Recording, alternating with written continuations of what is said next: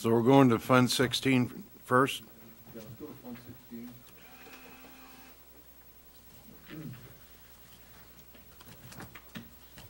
We are here.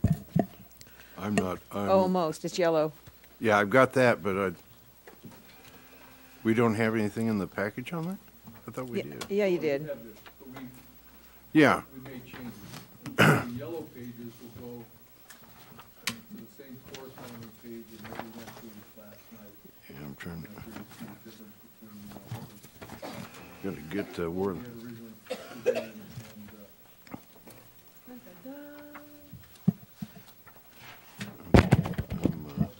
No, we were waiting for you, sir.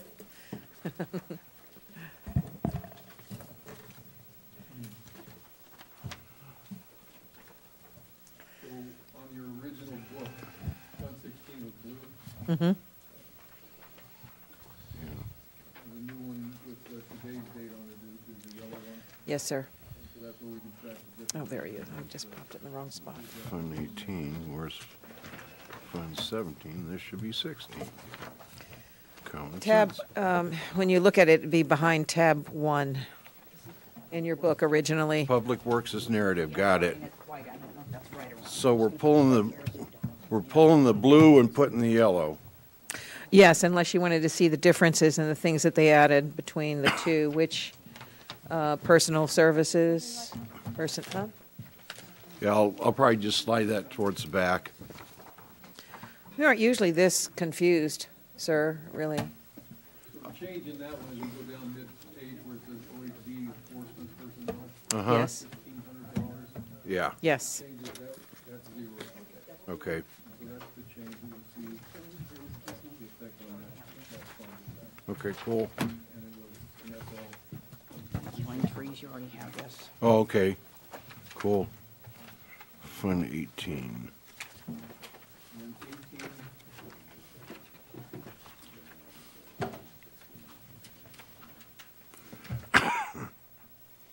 Okay, so, the second packet, Fund 18 is yellow. And so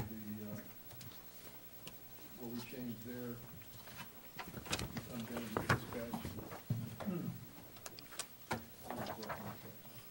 $116 on code enforcement and journal route.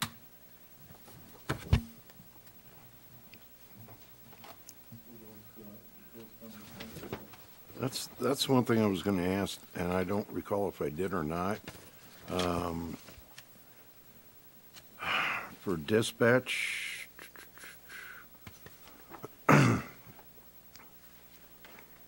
for training, they got $1,500. I believe that's it, or is, yeah, and they're bringing on some new dispatchers, and they're gonna have to go to the post dispatcher school. And is that $1,500 gonna cover everybody? Let me catch up with you on that. Okay.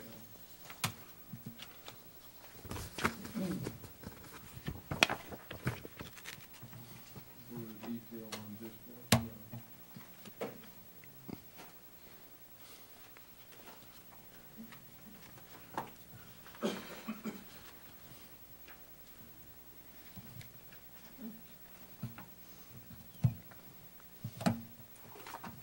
In the interim, did you want to have Craig?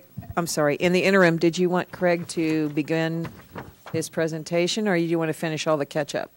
Let's get these out of the way. and Okay. Then we can go through his and Okay.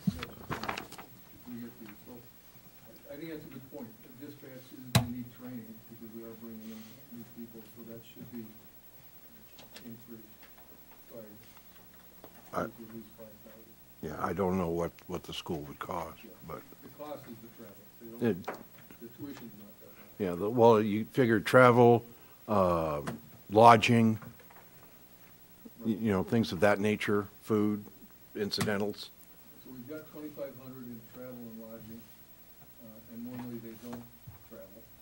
And so you've got 2,500 there, and then 1,500, which would be the training expense itself. So together you've got $4,000. I I need Fund 18. I don't have that one. In yellow. Yellow 18. Okay. 18 yellow. I have done a search far and wide. I got 19, but not 18.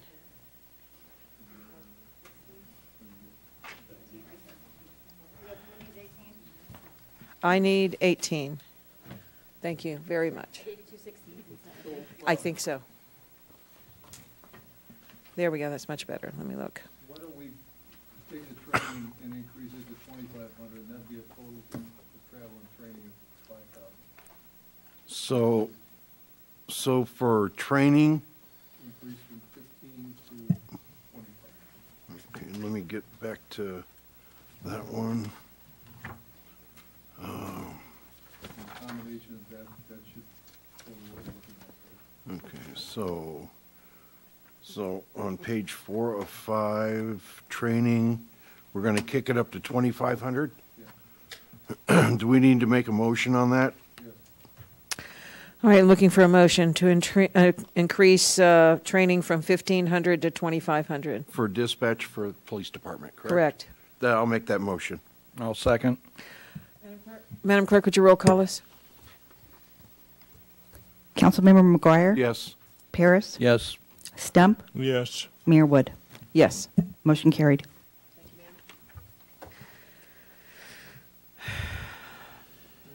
will be 19 and 98.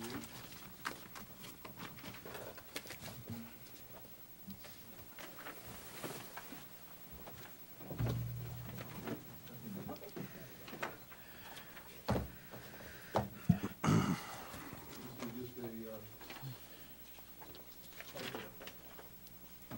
changing personal to personnel. That's Yeah. the whole look, thing. right? Okay. You don't have to get personal about it.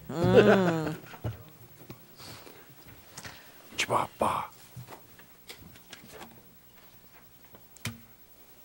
City Council. And then the expenditure fund detail.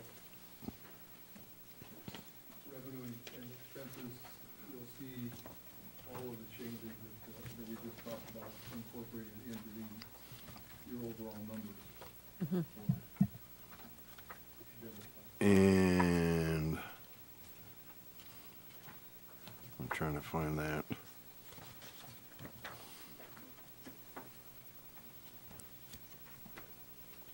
And where's that located at again? Where, what, under what tab?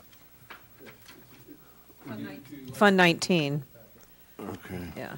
And we had 19 at the fire department under tab 4 last night. Okay, so, And it was blue, now it's yellow.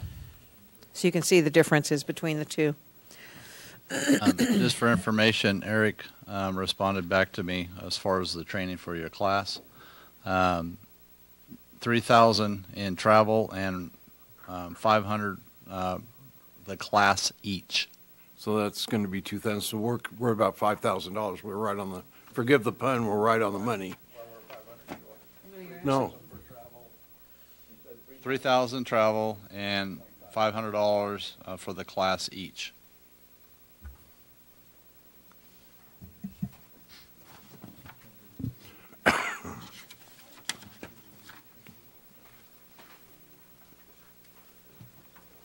So,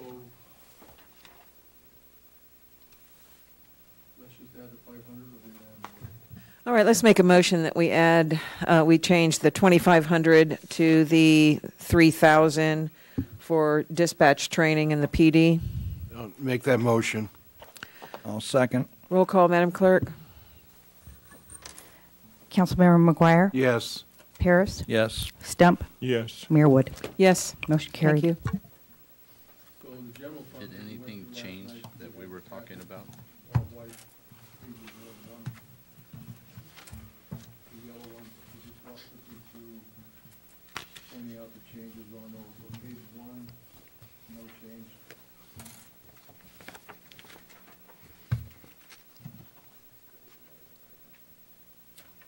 And this is where we've added back in the payment of the first unfunded liability for each of the affected departments. Thank you. So you'll see that see the effect of that on the. There it is. fund balance.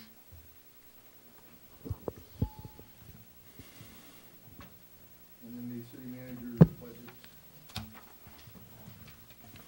Change the name of the position, the assistant to the city manager.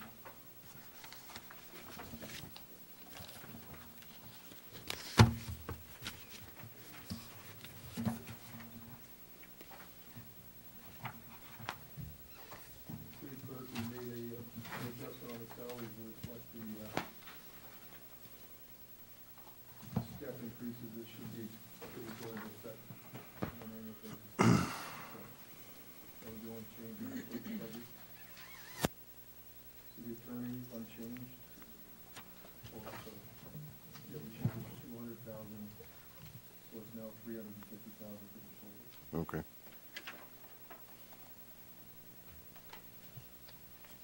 Finance. Added $1,000 in overtime.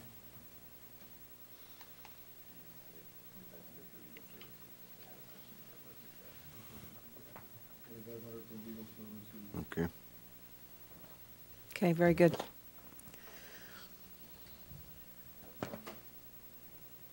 45 minutes. Yeah, I mean, for legal services, I'm exaggerating.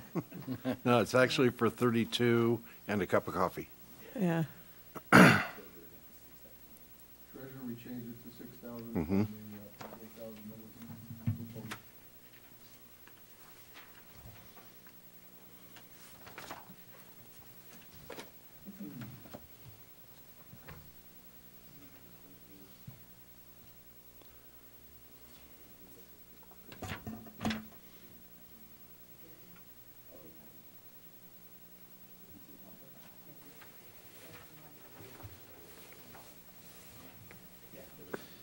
No changes in HR. Okay. We checked on that to be sure if there was an unfunded liability, there was not. Okay. Cool. For HR. Good. So it stays the way it was. Under the city contracts, we added the $2,500 for the Gavia membership. We called that out separately.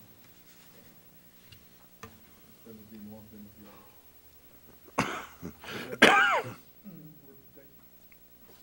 Acknowledge our participation in all the agencies we have been. Nobody can hear you. I don't know why. But that didn't have a microphone. Oh, there we go. Attention. came- Sorry, I just wanted to, that's what Thank the you for blink pointing that was out. on the phone. So we called out the Gavia membership at 2,500, and that lists now the detail of the agencies that we participate in through there, so that's the change there. Meals on Wheels, we put 300 in just in case. Data processing, we increased the cost of We needed staff. staffing. So this will be an update in our next iteration because we are looking to hire someone in IT for this department.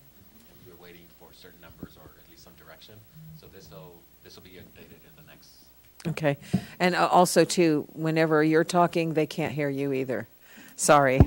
And they've got to do their thing with this, so. And one thing, city manager, I apologize, I was at work, so I didn't see your email till I got home, so I'll get you more data. Please. That's fine.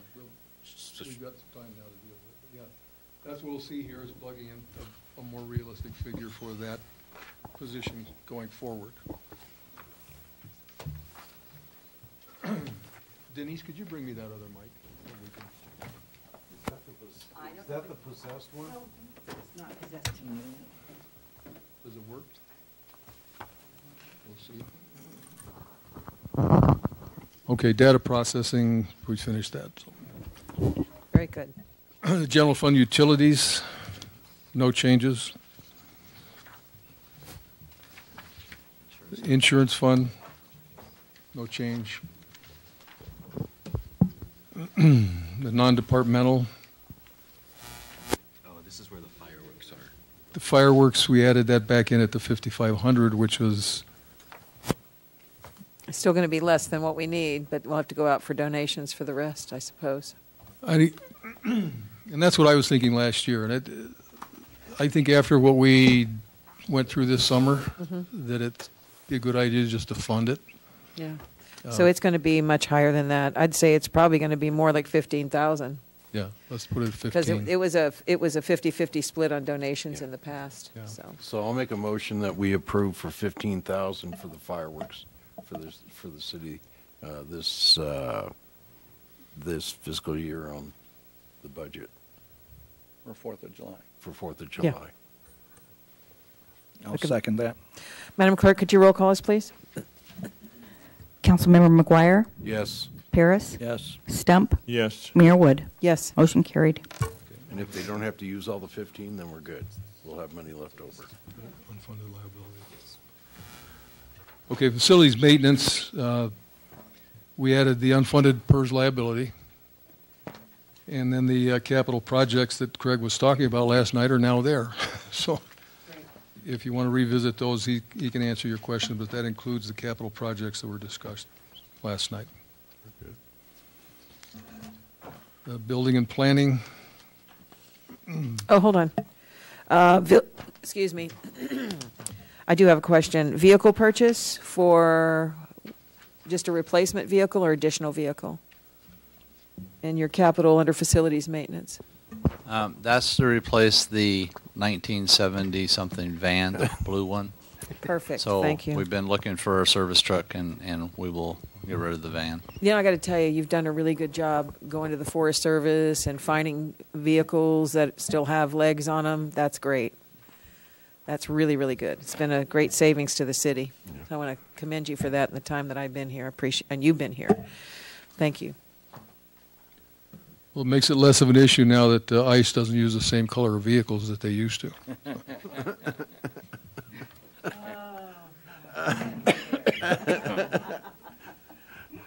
Well, in some neighborhoods, it could get people excited. Let me tell you. I'll tell you a story when that prison was being built one day, when I used to go and do fire department inspections of the facilities. Okay, so building and planning, the only change is down at the bottom under the title for senior building official. Yes, thank you. And then medical marijuana, we're Yeah. closing that fund out this year. Right. The planning commission, no changes, right? Changes, right? Yeah. The OHV permits, again, closing that one out, so no changes there. Shop and garage, moving that. So zeroing out, moving it Okay, we got to take roll again. No, I just put down later, right? No, we good. We got this, but we have none of these. Craig, could you explain that one on the shop and garage, that we're continuing to show the personnel? But we allocate, oh, I see now, yeah. So we're allocating the personnel, the 186,000. The non-personnel expenses are already transferred and charged out. So this just shows the effect of transferring the, allocating the cost of the shop and garage personnel to the other departments. So that would probably need to be part of that transfer as well, forward to balance out. So we'll delete that, or delete it from here Yeah, and that leave it just up needs- there. just needs to be added into that to make that. What are y'all doing? Down at the bottom, it says total department shop and garage, 15,814. Yeah, that can't be. That is zeroed, and it goes up to the 186. It will be added into the 186. Okay, so that new number will be 186,493. Yeah, the 186,493 credit that you see under transfers, expenses in and out. Yes, sir. Will actually go up by $15,000 to balance that out to zero that fund. Okay. So that 15,000 represents this particular department's portion of the unfunded liability for PERS, which is distributed amongst the departments. Yeah.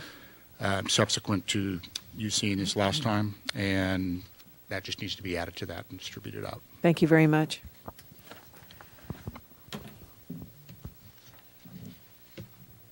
Commission, no change.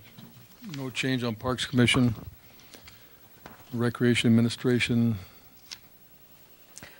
They're on page 25 of- PERS and PARS yeah. are in. Oh, PARS may have been in last night, I don't know. I Yeah, the didn't look. PARS was, but the unfunded liability was not. Yeah, So that's okay. the addition there. And the positions now reflect what the positions were in the narrative. Am I correct? 1, 2. Right. Yep. Yep, the new number. I need to update this fund because we're still working with Brenda in terms of her capital expenses as well as coming to terms with Oh, yes. For coming to terms the with her parks. staffing. Right. So we talked a little bit today, but we were going through our files and we want to make sure that all the numbers are correct. So this will be included in the next iteration. So we'll see. Thank you, sir. Appreciate it. Lavender would be nice next time. Pool and Marina, no changes. The improvement project, zeroing that out. The PAR 3, again, that's allocating those, transferring that out. I think so that we don't forget about the PAR 3, sometime after we get through with this, we need to discuss what we're going to use that facility for going forward. So it may be, maybe when we talk about TDS, but at the same time, it's we got to. That's a question for the council to make before we go through the following budget. What we're going to do with that resource, whether to continue it as a PAR 3 or do something else. Well, we've already kicked around lots of ideas over the last several years, and anything from using half of it as a PAR 3 executive course instead of the 18-hole executive course, and then taking the property to the east, that whole area, and using it for commercial development would be an idea if the city would be interested in doing that. And then if you don't want to have any executive course and push everybody to the, because this is old stuff that I've heard, so I'm just letting you know, because other people might have grand ideas too, but to make the west side of the PAR 3 executive course more of a snowbird village to bring tourism from them to our community rather than go all the way to Phoenix and beyond and some other places. So we might have some opportunities there because people come out here for a variety of reasons, and they do play golf too, and maybe we can think of that in the future. Yeah, It's I'd up like, to you guys, the new council, to consider what kind of capital improvements and the one thing do that. I'd like to see is like the west half of the course, make that just where you repeat it for your 18 holes. yeah, you could. But get all the lights done up there so you can play golf at night again during the summertime, because that's kind of fun. Well, not only that, you have people that come to our hotel, and they like to, when they're back home for the evening, they'll go out and play at night Yeah. during the summer for sure. So that'd be, But those are just ideas that I've heard over time. We've even been approached by developers that have wanted to put like a movie theater, and now I'm talking about the east side of it. Put in a movie theater, some other commercial in there, entertainment-wise. And then the dog park, you'd either have to move it or extend it a little bit. So those are just ideas that came across. I figured I'd do a mind dump now because my clock's ticking. So anyway, so before we move on to Public Works, I would like to ask if anybody had any questions about anything up to this point. No? Okay, so then I guess, are we ready, Bob, to go to Public Works then? any questions on Public Works? No. Uh-oh. We're not doing it that way. I tried, all right? I tried.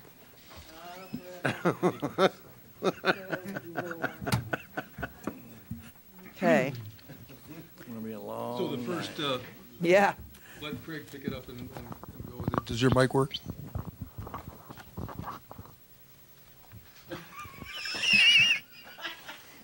Well, he's in charge of the mic, so I guess we, no. You want my dish? Yeah, you can do that. Probably pick it up across the street. No, I have direct, sorry.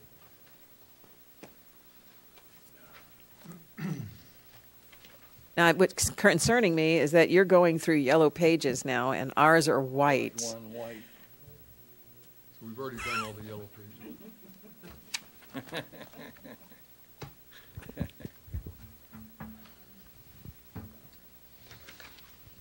Did you bring your reading glasses? Absolutely. Yeah.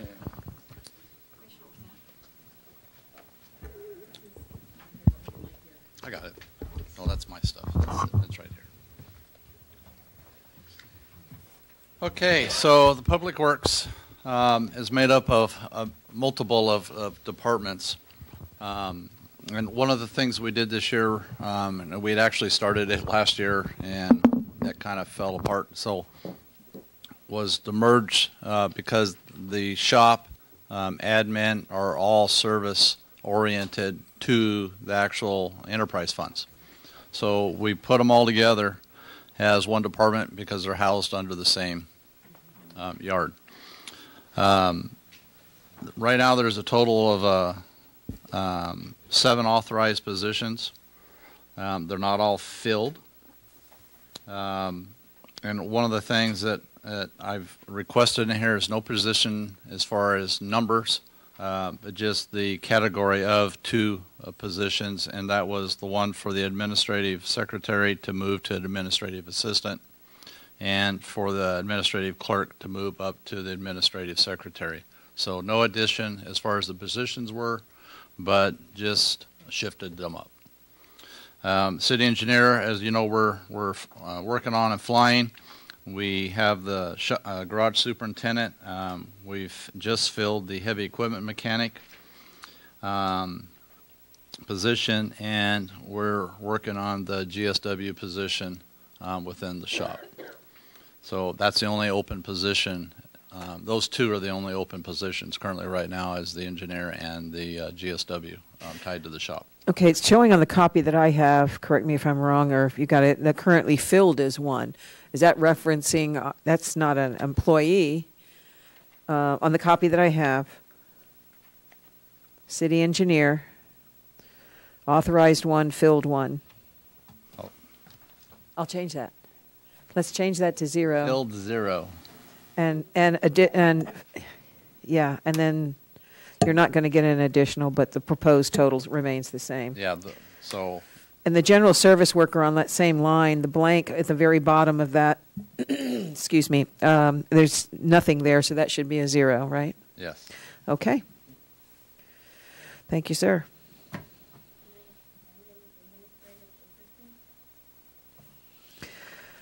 Right Well- now, it's not currently filled because it doesn't exist. Right. So that secretary position would move up, and then the one below that would move up. So there's no addition to employees, just change of position. Very good. Okay. That would be handled by a reclassification, not a recruitment. Understand. And do you want us to vote on that position? Yes, because it's not currently approved. Okay. It's You're going to have within to the bring us the matrix. position. It's already existing. It's Okay. an existing position on the books. Mary, Mary, has it been an updated position, or is it fine the way it is? I need to look at it. Okay. So why don't we do that? To make it clean, why don't we take for the approval, the final approval, when you come to us in the final updates, to put that in the list of things that we need to keep track of to make sure that we vote on to approve for you. Make Yeah. sense? And- it'll be cleaner, because we have other positions. I don't know what's wrong with me.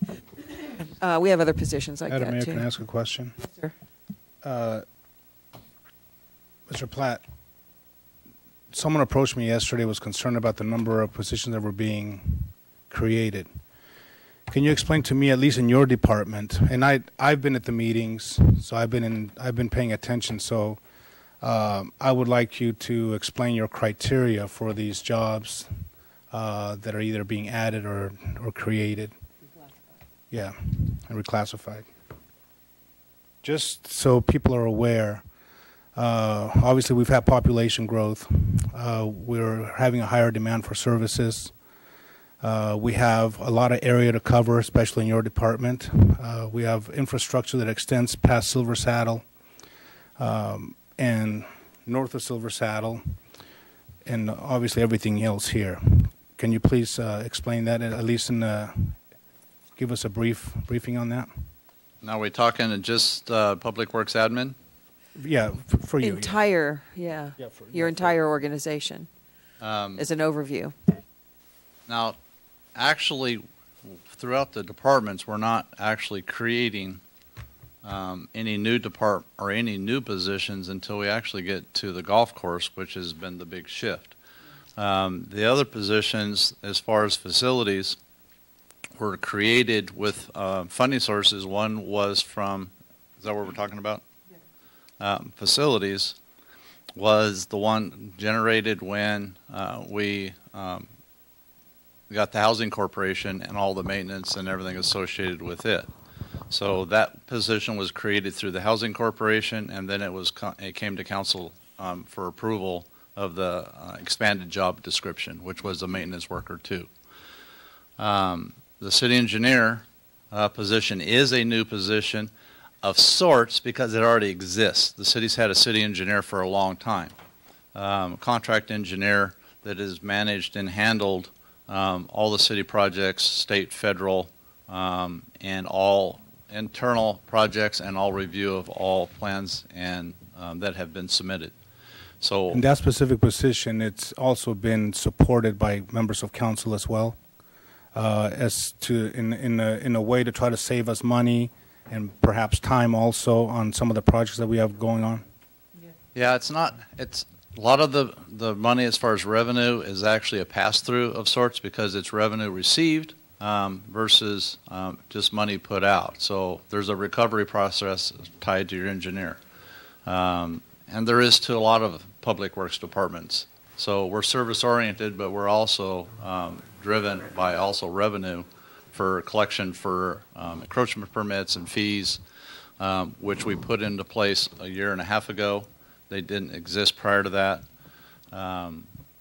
So for services rendered, there's a fee associated with that, so it doesn't fall back on the general public. So, and we've seen that a lot within the building department, which has been collecting fees because those fees collected over the last year and a half have been substantial. The positions within Public Works, we have continued to add the duties and responsibilities to the department for all the compliance issues with streets and roads, which a lot of that is also financial. So we work a lot with the finance department in meeting those requirements from Caltrans. Most of them are Caltrans driven, and to meet the reporting responsibilities or requirements that we have to do to receive those funds. And it's extensive. And I think our finance director can attest to how extensive the reporting requirements are. And we're doing a lot of those in-house. Well, as we all know, also the requirements within the reporting for water has continually gone up. And these are all non-funded mandates that we don't receive any funding for, so they have to be recovered through rates. That's the only way to cover all the things that the state has put on. And it all started with the water conservation, but it's gone to tracking water loss. And so there's just more and more and more things that have been tacked on to the department, and in a magnitude of streets and roads, the sewer department, and the water department. For compliance issues, and they're not getting less, they're getting, and they have doubled or tripled over the last 10 or 15 years. We're not changing anything within the water department as far as requesting additional positions. We have in the sewer, as you know, we have 2 people been in there. There's been 3 positions we've been trying to fill. A lower level position.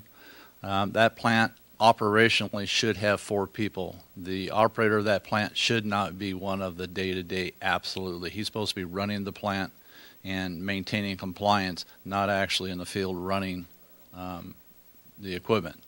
He should be doing his job by actually managing it, but he's been doing both for a long time. So that's your proposed position for chief plant operator? Yes, and that's also was on the books. It hasn't been used in a long time. It's in the salary matrix.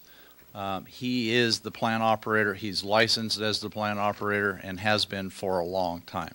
Now, see, and I was under the impression that we had an operator 4. We do. Okay. His junior under him that will someday take that plant over, because we're looking at about 2 years until Greg retires. He's So got he a is- clock. So he's going to be our plant operator, is that the That proposal? would be, I won't say that for sure, but Okay. that's the goal. That will come a couple years down the road. So we have a 3. Our plant is a 3. When I came to the city, it was actually a 4. The water system was also a 4. I applied with Greg as far as the sewer plant to actually drop that to a 3, because it was not required to be a 4, because it actually is only a 1 million per day plant. They had it licensed as a 1.5. It's not legally a 1.5. So we had it derated through the state. The water system was the same thing. We had controls, secondary controls at some of the locations that aren't required. They weren't necessary, and it's by points. So the point tally for the services and the facilities we have also made the water system a grade 4. That was also not necessary, so applied to the state and had it reclassed back to a 3 where it should be. And so our maximum requirements are a D3, which are all in-house now. How long has Greg been with us? Close to 30 years or 30 plus years. Easy. Yeah, it's Long, getting, long time. if not more, it's been about 30. Yeah, I think it's 30 plus years. Yeah. He knows that operation. And Inside he's out. done a I've done- absolutely fantastic job keeping that plant operational and running. And he's been running it since around 2000. So this is something that should have transpired a long time ago, and just nobody looked at it. If I could address part of what Council Member Gomez? Gomez. If I could read, it's right there. But Two of them. I'm not gone yet, Bob. to answer the rest of your question, if you go back, if we look back at the general fund, the positions that we've added are 3 engineers to the fire department, 8 police officer positions, maintaining the administrative structure as is in police. In the city clerk's office, a deputy city clerk. In the finance operation, we've actually reduced 2 positions. In the HR, we've added an HR generalist position. And data processing, an IT specialist position. And a janitor to facilities maintenance, which will actually be divided between the general fund and the enterprise funds. It's important to note that some of these, such as the janitor, are in replacement of a contract that was out. That's correct. Same thing with the data analyst or the IT person is to replace code 3, correct? Right. And so that's where we're looking at a net increase in the general fund of 12 positions that's currently proposed. I got one question in reference to personnel for Public Works. How many people did we lose after initially when the special tax didn't pass? A lot of it was we stopped filling positions. So as attrition went, we just literally it's stopped still at the a beginning of the loss. year. We're down a lot of positions. Water right now, we're struggling. We're down to almost a skeleton crew. We've been trying to maintain our construction crew over everything else, which has made everybody in the working class and having to get dirty. So, Well, you pulled 2, didn't you, to cover Tierra del Sol? well, I have a lead water operator working also with the golf course that has been here for almost 30 years or 30 plus years. It has ties all the way back to the golf course, so in maintaining the water system and the pumps. I had facilities also tied to it, so I had numerous water employees and also facilities shifting employees over there to get things up as we were hiring. Hiring, as we all know, is really tough to get qualified people. But you can see the fruits of our labor because the course is coming back around. So it's working, but it's still taking a lot of manpower from other departments Yeah, to exactly. get that Exactly. hole. Well, that golf course had been deteriorating. I have a house on the part that I used to live there, and for at least 15, 20 years. It It's- looked terrible. So I understand all the work that has to be done all over again. Yeah, so a lot of it was controls, the valves. I mean, we literally have spent a lot of hours going out there and cleaning the valves, pulling the valves apart, the control valves for the irrigation system, fixing some sprinkler heads, the water controls between the ponds, so the lake, the ponds, because those waters are all transferred. Most of the irrigation controls were all down. They didn't work. We've upgraded 2 electrical panels, and actually those were original, and what we found is they actually spliced into live 480 leads and have the leads that's hanging out of there. They were live. So when we actually started really looking at those, So when you're looking for your ball, it was an one of the most electrifying scariest things I experience ever for saw. some, right? and taping off the ends and having them hang out was not a very safe thing. So several of the panels we've literally replaced and brought up to code. Just to let everybody know, on a 480 lead, we had an employee cleaning them with a toothbrush, and he fried himself. So they have them This out like happened. that. This was at a construction company. Oh, God, I was thinking, I missed that. I'm sorry. And I can My attest to condolences, what Don says. belated. 480 hurts because I've actually been bit by 480. It'll numb you for a bit.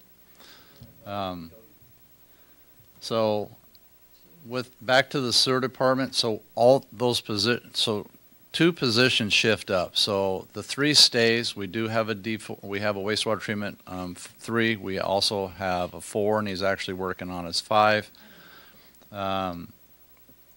Which I don't ever see us, won't be in any of our lifetimes to be required to be a 5. So what it is the current 3 would shift up, the current 2 would shift up, and then we have the 2 positions. So we would have the 2 and an operator in training. And just so you know, the operator in training is at the same level. It's not a GSW. It's actually a maintenance 1 level. So it's actually reasonable to get a person in at that rate to try to get there. But again, trying to solicit people here has been tough. We've had multiple interviews, and they have just fallen off. So we're recruiting really heavy for that because we're sitting in a pretty bad spot right now, not having the people qualified. Isn't that mandated by the feds for that 4 people, or is that state? No, there are safety things because you have guys going. I mean, if you've ever been to the sewer plant, there's some deep holes at the sewer plant, and you're supposed to have the proper personnel that monitor what's going on. So when I say I commend, I mean I commend what the guys have been doing out there. And I commend all my guys. We have a lot of good employees. You two, and well, you all will remember the days when they were working 7 days a week, 24 hours a day, trying to keep up with the leaks. Yeah. And as I originally reported, we were maintaining 50 to 60 failures at any given week, and could not catch up. We were losing. We were averaging 243 a year. Just under 800. 2015-16 was just under 800 failures. We were averaging 1 to 6 a day. So, I mean, when I said fail, I wasn't kidding. The system failed. So that's kind of the staffing. Purview Dial-A-Ride, we've been doing some reconfiguration as far as staff, existing staff. We're looking at cost, trying to trim cost and increase service. We've been doing that, so we started that around the first of the year. Expanding service, we changed hours and times to try to coordinate more with Kern Transit coming into town to pick up those passengers. We lowered some of the standards as far as, not lowered them, we actually meet the transportation standards. And one of the ones that really was kicking a lot of ridership was the car seat issue. So somebody along the way said we had to have car seats within the buses. It's not a requirement until you drop to a van. So when you have a van, then a car seat's required. Other than that, you get off a transit bus, you can get on our transit bus. A car seat is not required. It's under the, basically it's the parent's responsibility to maintain them. That's state law. So we are abiding by what the state transit rules are, and it has increased ridership. So our fare box has been going up, and we're going to continue to refine that to move that. But this is not just a city problem. This issue is a transit issue all over the place, especially for dial rides and or fixed routes trying to meet fare box. Okay. Before you go on, I was going to ask you, just as we will be talking about at some point this evening, Tierra del Sol, we should also talk about the airport and what our plans could be for that. That operation has been losing money for a long period of time, and I'm wondering if there is a way that we could either contract or put ourselves in a situation where we could actually make some money off that and market it in such a way that we can make more money. I mean, I understand that we have these 30-year leases and 50-year leases or whatever, some outlandish thing that restricts some of our opportunities. But what can we do to improve the bottom line? It restricts a lot of it. So the industrial park and stuff around that is going to be a plus at some point in time. We have some on the there is a commercial zone there, which we have projects that are now looking at some of the commercial zones as far as reclassing those that are looking at transportation business because they're very small lots. One of the big things is exactly what you said are those 30-year +5 agreements. Normally when you have 30-year agreements that on a airport of this size, at the end of that 30 years, those hangars become the property of the city. That's how most all of they are across at least the western part of the United States, because I have audited and tracked rates for airports because I came from a city that we also had an airport that we did the same thing and made that airport positive. So adjusting the rates from 30 years ago is a big deal. You can't rent even a storage space for what we pay for that, or what are being paid by the customers in there. So doing that is a vital thing. Now, something you see within this budget, there was some things going on, and I've put everything in the budget that's supposed to be there. So I've put the contracts for the tasks that are required, which is the AWA certifications, the fuel we're going to have to get into. We're going to have an expense there, just so you're aware of bringing some of that up to code and compliance, because it's out of compliance. There are opportunities, and we have looked at those. Bob and I are looking at options and addressing some of those, and obviously some of those things will have to come back. You know, although that pump is a real classic and people take a lot of pictures when they fly in and fill up, we still have the above ground tank situation, I understand, that we have to address. Yeah, and actually Pretty that's soon. probably the route that they all go. I mean, most airports have gone to above ground, matter of fact, anytime you can. And we have those tanks. So we've Yeah. got the ones from, I Honda. believe, Honda. that are eventually supposed to go into place out there to replace those. The worst part about it is the FAA will not fund the fuel depots.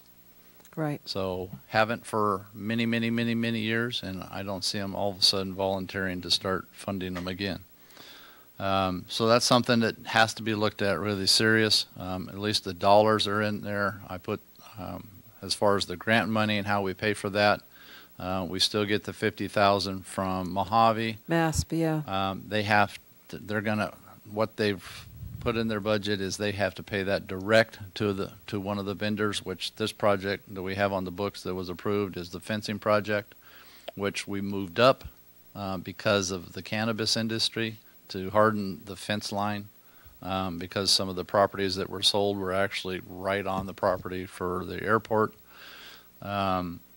So I've laid those out within the budget, so you see the project cost, the match from the state, and the match for the city match, which is the 50,000 that comes from, and that I did not include as in operations of the actual airport. So is that from the spaceport, the 50,000? Yes, sir. Yes. Because in talking to Mr. Evans, he stated that it was 30,000, not 50. It's 50. It's 50. I talked to the airport, or the manager over there. Matter of fact, she called the other day. It is 50,000 they budgeted. Good, thank you. Karina Dries. Yes. I don't know the answer to this, but it's something that when you do talk with Karina, are there opportunities for us to maybe get grants based on the taxes that we do pay, because we do pay taxes that go directly into the Mojave Air and Spaceport. If we can get a carve out at some point above the 50,000 that will cover whatever it's going to cost for us to come in compliance. They're squawking about giving us the 50,000. No, I understand that, but you know, we could squawk back. I agree. Because it's our tax So, dollars. We're paying those in our property taxes. There are things that we can do, and if we would do those things, and one of them is we have an RV site in there. If we tie that to the airport, which it has to be tied to the airport, there are things that we could do on short-term basis as to generate revenue. There are opportunities. We just need to actually start acting on them. Well, then now that you brought that up, there has been some debate whether you can actually have the RVs there on the airport property. It can, and I can tell you that for So- a fact, but it has to be So how do you make it airport-related, and okay? the revenue has to go to the airport. Right. So that's the crux, is the revenue has to go to the airport, which that's why it's there. Okay. I had storage on our airport, long as the storage fees for same thing, mobile homes, or motorhomes, large piece of equipment on the airport property. As long as that revenue goes to the airport, it's legal to do, and they don't go through a secured area. Okay. So how do you want to take this? Streets capital budget, or this, not the the capital budget. We have the Funds project. 2798 for those looking, right? There's currently 4 projects that are approved. One is the SB1 project, and that is basically city money to use on local streets and roads, which is a big deal. And if anybody wants to know, I voted yes. I know nobody wanted it, but that is a vital thing from my point of view, because there are very, very few funds that are allowed to use on local streets and roads, because the state literally has killed the STIP program and made it to where all projects had to be federally aid eligible, because they roll federal money into state money. Thus why they need to be eligible. And like you all should know, we have like somewhere less than 5% of our roads are actually eligible. So they're mostly collectors and arterials. None of the interior streets are actually will qualify under the jurisdiction of District 6, District 9. They can do it, and I've been fighting for that since I've been here, but they won't fund them. So 2 projects that I'm aware of were funded in Bakersfield with local streets and road money, but they were also tied to the interstate projects. That's why they were funded. But Caltrans has the ability to do that. They just won't do it down here. So you know District 9 actually does do it. In Bishop area and those counties, because if they didn't, same thing, they would never get any money to do anything because of how 395 runs right through all those areas. And this is the city match portions that I put in here. So all these have been approved by council moving forward. The only one I haven't brought is the CMAQ, because it's $209,000, and that project really needs to be done, completed by 2009. I just have heartburn paying $209,000 because we have to do the engineering and environmental part of that out of the city's pocket. And what this project is the fill-in around the schools. Mindabura. No. Oh. This is actually the fill-in. We won't see that come back around until 1920. The one that I'm looking at now is on line item 734. Is that the CMAQ you're talking about? 209,985. I have, okay, that's Redwood. Ah, That's the CMAC. okay. So that's the Redwood project. Yes. And that is the fill-in between the schools Yep. and the curb and gutter. I don't know how they ever did curb gutter sidewalk and didn't pave it, because that means your drainage doesn't do anything. So that's to complete that project around the school. But we're going to have to pay a big chunk of that up front to do that. And so far, not knowing what was going to happen this last year, I've been kicking it down the road. Understand. Now, does this also tie in with the burying of the power lines, or is that later? No. And being that you brought power lines up, did I tell you about the lighting? No. Okay, so a couple of years ago, kind of fell off, and I was kind of wondering about it the other day. Edison called day before yesterday, and Tom and I had applied for a grant for replacing all the street lighting to LED. It was a no cost to us grant, and we also then get the recipient of the lower power. So our bill is going to go down because we pay the utility bill on all the lights. So we got a cut also on that, and that project is moving forward. So the crew possibly would have been here today, but the weather, they said the weather would probably deter them.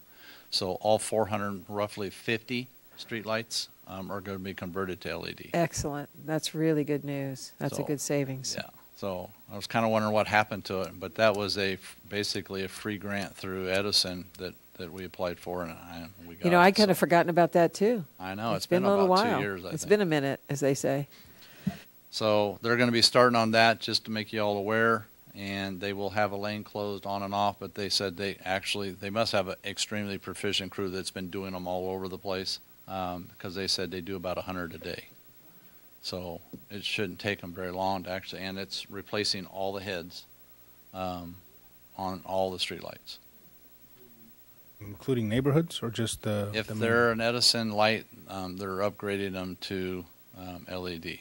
So if it's our stuff we're taking care of through Edison, then it'll be replaced. If it's one a private person is paying for, then it probably will not.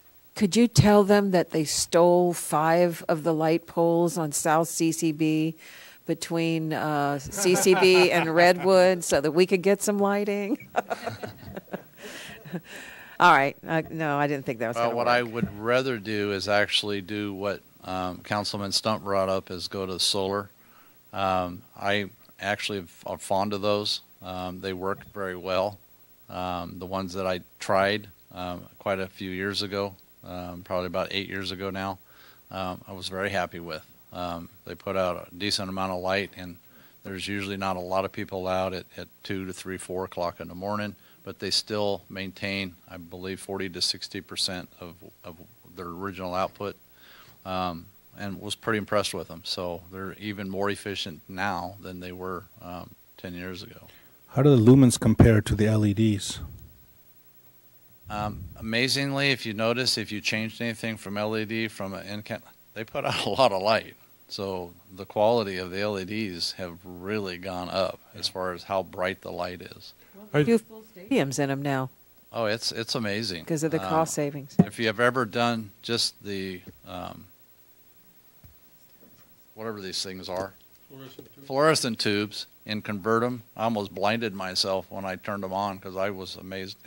They lit up the whole. Oh yeah, room. the one. Just the I 4 footers. Yeah, I've it's got amazing 'em the light too. they put out. And I was going to tell the Mayor Pro Tem almost all of the solars are LED. I don't know of any other type of solar that's not LED. Yeah, as far as those kinds of lights, yeah, they're all LED because LED. otherwise they can't maintain them. They go dead way too fast. Because you start getting to they're almost like 14%, 14 to 20% of what a standard light would put out. That's how much less energy they use.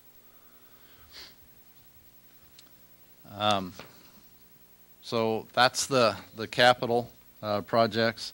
I'm really hopeful that we get the SB1 money. We don't have any, it's like, I believe it was somewhere around 80,000 right now. So that's all we really got from the 400 and something thousand we were supposed to receive last year.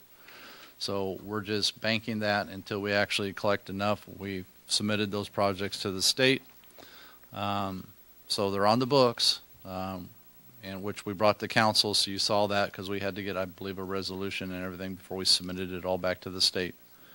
So if we get that, and something I haven't done, if you remember a couple years ago, I asked for about $200,000 in general fund money to augment local streets and roads replacement. Then the SB1 came around, which is a good thing. And so I just hope we get some of that funding, because getting a $500,000 project and maybe put a $1 million project out every 2 years and schedule a project every 2 years, we can make a pretty good dent finally on some of the local roads in Terrell. Any questions on the capital? Yeah, I'm just checking the numbers. It seems like I've had to do that every year. Corrected just from last year's budget, which is tied to this, was the TDA money. They'd booked $1 million in transit. It's not transit. You can't use all the transit for streets and roads. So you can only use a portion of the, I believe it's the LTF, for transit after you do your unmet needs process. So that realistically is about $400,000 that we can actually use, and that's how I budgeted it. Okay. So, been working on eliminating and consolidating line items within the budget. We're pretty much on track. There's no major changes as far as streets. There's 2 positions in there that I've done the last 2 years. We've done for cleanup. I just left them in the books. I still will bring that back unless you guys do tell me something different, and we just fund them for 6 months roughly, no more than that a year, which would be a nice option. So we just start that. Normally I've been coming back to you every year and just with a staff report and getting authorized to fill. You're talking about the 2 GSWs in the Yes. streets department. So that is an option we can do, is you approve those 2 positions not to exceed 6 months. Right. So we don't do that process every year, and we'd only do it obviously if we have the funding to do so. And we've been using reserves to do that. And it's obviously, we've made an impact. We've removed a lot of debris. Trash, yes. Yes, you have. So other than that, no personnel changes as far as number of people. I did see an error, I believe, in there, because one of those of the 3 we have the 2 operators, we have the supervisor 2 operators, and we have a maintenance 1 and 2 GSWs that are actually fully funded, and I didn't think it showed it as a maintenance 1. Okay, for whom? In what area? In streets. Okay. You have maintenance 1. There are 6 authorized, 1 filled, and it says position total 1. It should be then 6, right? No, it's not a different one. It just, I think it showed 3 GSWs, and it's actually one of those is a maintenance 1 and has been for well over a year or 2. You have to help me find that because I don't see that. Under the streets positions, you have a street lead, heavy equipment operator 2, heavy equipment operator 1. Got it. A maintenance worker 1. There's 6 of those. Oh. So you know how Microsoft has a glitch? Yeah, just tell me what it is, because It's 1. it's not, instead of 6, it's 1. Yeah, so the number in the bottom's right. That is 1. No, it's still not right. It's got to be 6 at the bottom. It's 6. Is it? Well, no, I'm asking. Well, yeah. Okay. Okay, so 5's gone, 6 goes in, right? It's 6. And those are the approved authorized positions. It's 8 if you temporarily on the 2, not to exceed 6 months. Got it. Yeah, that makes on the sense. cleanup crew. Okay, that makes a lot of sense. So the other numbers are all right. And for those that don't know, when we initially put those two folks out there were temporary full-time people. The amount of stuff that they pulled off the streets was incredible. They took this one place off of Bay, I believe it is, that I don't know where, it's like a furniture showroom that's out there with lazy boys and what have you. They got rid of all that stuff, and then within a couple of weeks, they filled it all up again. It is. So they keep going back, and then they'll drive off with all this stuff, and people are starting to schlep out mattresses and throwing them in the streets. It's like, what is this? You know, we pick a lot Crazy. of furniture up, and then we actually should start reselling it, because they actually then, we got people that come out there and said, man, that's nice, I want that, and they haul it away. Yeah, I well, mean, go to a honestly, community cleanup you and find the couldn't get me to pickers. take a couch that's sitting out in the desert and then go put it in my frightening. house. It's frightening. What you're saying, it's not worth having those two people there? No, it's great to have No, these it is guys. worth it. Please keep them here. So you can vote and tell me that we're authorized to do that every year, depending on funding, for the two, just the full-time temporaries, not to exceed 6 months Each year. each year. You don't have them working in the heat of the summer anyway. Well, we usually do it. We usually do it about this time of year. Yeah. Through the end, through the first of the year, and that's part of the reason why we don't do it. So during the heat of the year, it's a little more productive to go out there this time of year than it is to go out during the summer. Well, there's real value in them, and Plus the fact that if it rains and is wet and nasty, then we can just send them home for the day, and then it just extends their time. So, and we've done this for 2 years now, so this will be the third year. yeah. Council, what's your druthers on this? What do you think? And you too, please chime in. Chime in on what you think. Okay. So, were we looking for a motion to do? We just have to figure out now, because it's good that they're cleaning up, but if they're just doing things over and over again, because people are, what can we do to correct it after Game cams. It's been Put 'em corrected back there. to prevent See it who's from dumping going, 'em. from going. Not all of it. We don't go back on everything. No, this is just one particular area. There are, and we have caught a couple and have called PD, and they make a phone call, and they've had them come back and pick up their own stuff and dispose of it properly.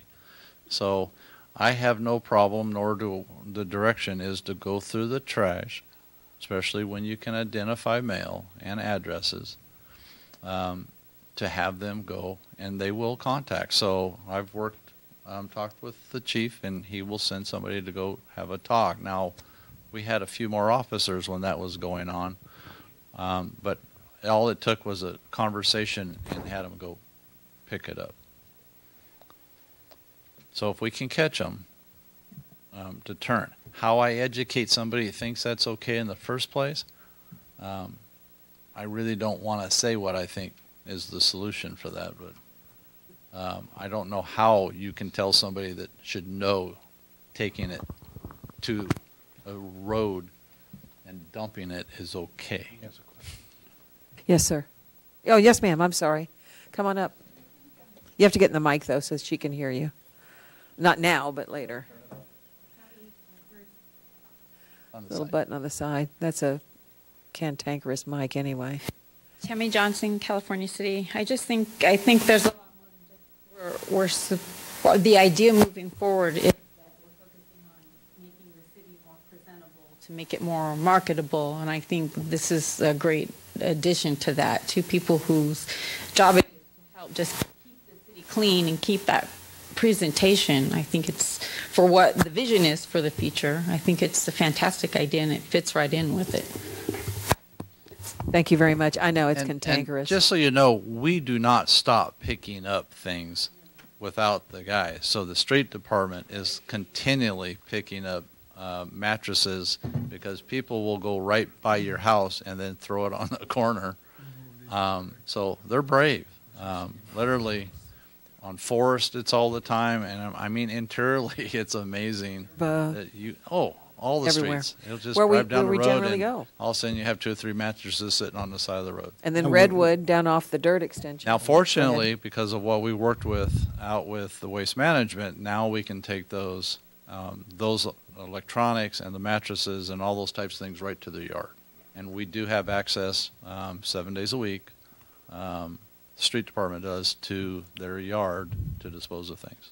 Yeah, when we go to Mojave or Boron, our guys generally take additional stuff that they've picked up along the road. Yeah, unfortunately, we're still maintaining our collection through and so they're taking the large roll-offs and still hauling them off for us, so we're not having to go to Mojave.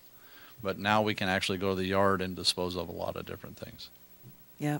And when I find FOR, found on road, we'll throw them in the back of the vehicle and drive in. They said, well, we'll take it. Yeah, and we all do that. I mean, I will stop on the side of the road and I'll pick up trash, throw it in the car, and take it to the dumpster.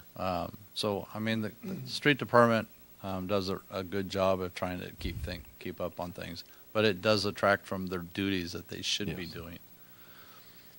I appreciate also in this package on page 3 where you have what special projects the department is involved with, and looking at the things that are programmed. Many of us will understand those because they were done while we've been serving so far, and it takes a long time to get some of these projects going. Which, by the way, not to put you on the spot, but would you like Kerncog again? Okay, great. That'd be great. They asked. No, they asked if you wanted to do it again, so I think that's a great idea. Thank you. The learning curve. Oh. That's already approved. Okay. Yeah, exactly. The bus was coming through in 4th gear. But getting back to your projects that you're working on here, some that don't have completions on them, those are things that you're working on. And for anyone that thinks that we're not putting in a lot of water pipes throughout our systems of various sizes, they're not looking. They're not watching your guys. Just so you know, here's the big difference, which I've been telling you I would do. So this is an updated cost per what we all talked about. So before it was material only for the water project. So it was material only. I've now gone in there and run these through my bid program. So this is bid. It's labor, material, and equipment for. It's full job cost. Because obviously I'm looking forward and we haven't done it yet. So these are loaded numbers. Full So job cost I went back accounting. through and put the whole cost in there because Very what we good. did, if you remember, was did the material only and then authorized the finance department to track the labor. Still didn't track the equipment, which is a recoverable expense. So we should be capitalizing the entire cost of a project. So these are loaded numbers that I said I would bring back. So we have a better idea of what the actual cost is as far as the replacement. And the Randsburg, or the project we're working right now, is about a $1.2 million project. That's 15,900 feet all by itself. Okay? Before we go any further, are we going to vote on these 2 6-month general service workers? That's what I was going to get ready to ask. Let's do that before we move on. Before we forget. Going back to the temps. 2 temps. The GSWs. So Waiting for a motion? Okay, make a motion that we approve 2 GSW temps not to exceed 6 months. Annually? And when financial funds are available.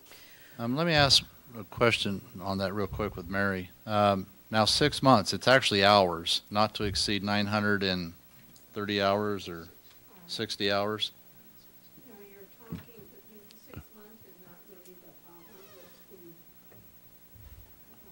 PERS 960 hours. Mike. Just hand her one. because that one's, Yeah, that one. that one's All right, once a part-time person is working more than 20 hours a week and it's consistent, they are then, we've got to talk to them about joining PERS. They're in PARS originally, but if they keep working, say that full time even before the 6 months, if it's constant. The other issue is with the ACA and the insurance. At 30 hours, when the person begins to consistently work 30 hours a week, then we have got to offer them insurance benefit according to the state regulations. So those are the two differences. We've worked it out where, depending on the hours the employee works, it can be up to 6 months. And I know our policy has that statement that talks about 1,000 hours, but because the laws are changing, it's kind of doing away with the 1,000-hour limit. So that's what we monitor, and the payroll person monitors those hours. So how do we word this then? 960 Well, hours. we've been calling them, we do call them part-time people. Yeah, but how many hours? 20 hours per Yeah, week? 20 hours per week. Not to exceed 20 hours per week? How about the Yes. daily hour amount? Daily hour amount is, so if they're working The 20. limit. Per week, if it's, we can do the 20 So that'd per be week, so they're only 4 hours a working, day. 4 They can get a hours a lot done in day. 4 hours So a it's day. 4 hours a day that, So 20 hours per week. yes, Not to exceed 4 hours a day? yes. I think what And we that need gets them to, to 6 months. Yeah, that doesn't work. Mhm. Either they work a full day or 2 full days Yeah. or Yeah. something, but 4 hours a day is They're not going And to. we've that's been not working them accomplishing full it. we just need to days. pay the cost. I mean, Yeah. the cost of having temporary employees for 6 months Right. is not just straight wage. It has the overhead that we're mandated to pay. That's just part of what we build into the Mary, how cost. about if they work, let's say, a 9-hour day?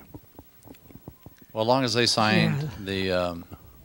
the schedule to work 9-hour days, that's still permissible. So- Not risking any overtime or anything like that? Right. Well, we've got, as long as they don't work the overtime, hours a week. it's just making sure they don't go in to become more than part-time employees. Yeah, so it'd be 20 hours a week. Yeah, right. 20 hours a week. 20 hours a and- week. Right. Like we're doing it right now. So we're basically working 2 them- days a week. We're working, these guys, though, are working full days. That's the issue with They them. work They are 40 working hours a full week days. for 6 months. Exactly. Okay. So they are receiving benefits. Okay, so They're going to get partial benefits, but we've been covering those costs. That's how we've been okay, doing it so for the they're last 2 part-time, years. so they're going to be They receive partial benefits because so of they're going to be part-time, Well, they were temporary. Temporary full-time employees. so It was a 40-hour week, Yes, Yeah. they Yes. were working 40 hours a week. so not not to exceed 6 months. not to exceed 6 months. So they'll be so the motion would be that the GSW Position. positions which fall under part-time / full-time are not to exceed 6 months, and only if funds are available to pay for it. yes. That we're good on that? I think that's a pretty good motion. You got Okay. that? Y'all recorded that? Yeah. Okay. So that's the motion. I'll second it. Madam Clerk, roll call us, please. Councilmember McGuire? Yes. Paris? Yes. Stump? Yes. Mayor Pro Tem Gomez? Yes. Mayor Wood? Yes. Motion carried. I think I hurt my brain on that one. So that pretty much, that finished streets. Other than that, there's not really any changes. We're pretty much status quo in there. Now I notice next in the packet is the golf course. Is it where we want to hit right now? I'm sorry. Well, hold on, I say, because it's not next in mine. What I have are the streets detail, which we went through. Oh, then that one. Never mind. You're right. I'm wrong. Got it now. Uh-huh. Okay, so Yeah. I can talk about the Tierra del Sol. Obviously, you know, we inherited that without really any information. and we got it the last day and took it over. So we've included the contract costs that we have, the labor that we've been assigning to it. I've been working with Brenda on her part right now. That's her staff running the all the transactions at that, and we're doing all the grounds. Okay. So I've done some estimating. Obviously, we're tracking down some of the costs for the maintenance issues, especially on the greens. As far as maintaining those, I have that number that Brenda got from the contractor that was doing the work before, which is spraying the algicides and the things on that, and to reseed those and keep those up to snuff, because we're having to recover some of those, because some of those were in pretty bad shape. And it's roughly about $5,000 a year. So I was actually pleasantly surprised it wasn't a lot more. So I've put in all the cost in there that I'm aware of right now. I put in the labor cost for basically the 12 months that we're actually operating it. Internally, I put in $500,000 for water. As you know, I'm going to be bringing back to you really quick the well to drill the ag well, and we'll have to finalize those costs based on that. But pumping costs by itself are roughly going to be about 40 cents per K-gallon. Okay. Which everybody knows what a K-gal is? Okay. Well, maybe some don't. 1,000 gallons. Yeah. So what I'm getting now is the hard numbers that we pulled off of our meters strictly for the golf course, so I can actually put a true cost associated with how much water we actually will pull, which will give me a more accurate idea of the power and the time frame we got to run it. So this is going to be a moving target for some time. Now, we have received, we got one full-out quote, and I brought that with me, and there's a summary sheet, and this is a full-out breakdown of every single function and operation of a golf course. And this is from a company that manages over 12, owns 3 straight out, and the closest ones to us, as I've told you before, was Victorville and Apple Valley. So they run both those courses. Ours is very similar to Green Tree, if you've ever been to the Green Tree. And Green Tree has had some problems. They have had some problems. Real they problems. just took it over. Yeah. So they're bringing those things back up. So this company is actually very, very organized, and they did an extensive budget on everything, and that's from everything to do with marketing and operating the course, the restaurant, and have plugged in revenues for 12 months. And the actual cost for doing it all. Can we get a copy They will of that? do multiple facets. They will just manage the clubhouse. They will just do the greens. I mean, just the field or a combination thereof. So they're very pliable to do multiple different things. So just to summarize it really quick. Copies for us to look at? We can look at it while you're talking. Yeah. I think we need to be cautious with that. This has not been a solicited bid. And No, it's just an example. No, but it gives us a base to look at. just as long as you recognize that. Yeah. You know, at this time, It while you're hasn't been getting bid. copies. Yeah. Yeah, while you're getting copies, I mean, there's all kinds of other solutions, both short and long term, that we can look at for the golf course. I mean, one of the things that's keeping some of the regular play from returning for events, such as the men's club and other types of round-robin tournaments, is the fact that we don't have a food and beverage facility. If we could find somebody that would want to lease that out and provide revenue, that would help. So right now, Or talking with provide Brenda, that service. I've kind of instructed her, we need to get back to operational. Brenda has the license because she maintains it for the city. So we're getting back to where we can actually offer a very limited, very simple things, French fries, hot dogs, Yeah, but that's not hamburgers. going to bring them back. That's the thing. You need somebody that's interested in actually running a restaurant there and providing a little more substantial stuff. Because for the men's club events, when these guys go from one course to the next, to the next, to the next, they have a decent meal that's provided to them.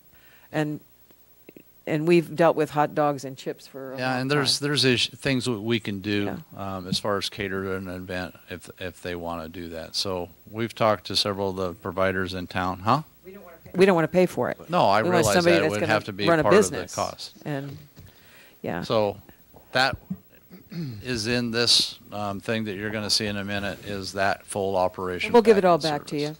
you when we're done looking at it. We don't need to keep it.